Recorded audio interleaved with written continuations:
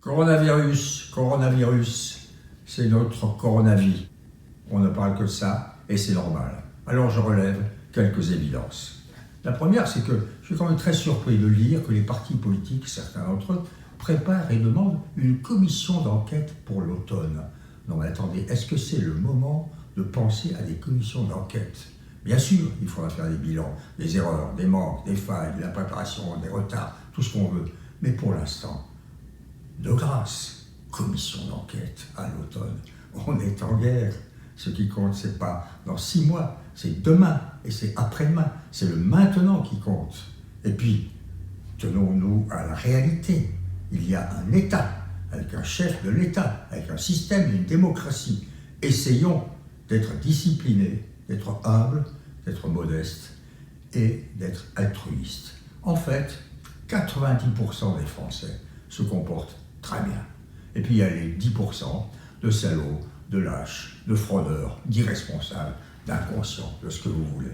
Et moi je pense aux 90%, ceux qui, dans les 90%, nous aident, nous qui sommes confinés. Les caissières, les routiers, les éboueurs, les pompiers, les policiers, les gendarmes, l'armée et bien entendu tout le service de santé. C'est à eux qu'il ne faut dire qu'une chose, merci. Et puis, toute crise appelle à l'éclosion de grands hommes. La Deuxième Guerre mondiale, De Gaulle, Churchill, Roosevelt. Nous sommes peut-être dans une Troisième Guerre mondiale, appelons ça comme ça. Eh bien, nos grands hommes ne sont pas forcément les têtes d'affiche. Les grands hommes, les grandes femmes, on les trouve dans les hôpitaux.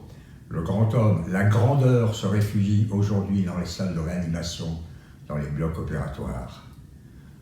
Et puis, il y a aussi le fait que toute crise révèle la vérité d'un caractère. Les hommes politiques, comme les femmes politiques, leur vérité éclate, et celle aussi de certains journalistes ou commentateurs, et de nous-mêmes. Alors, faisons face, et surtout, disons-nous ceci.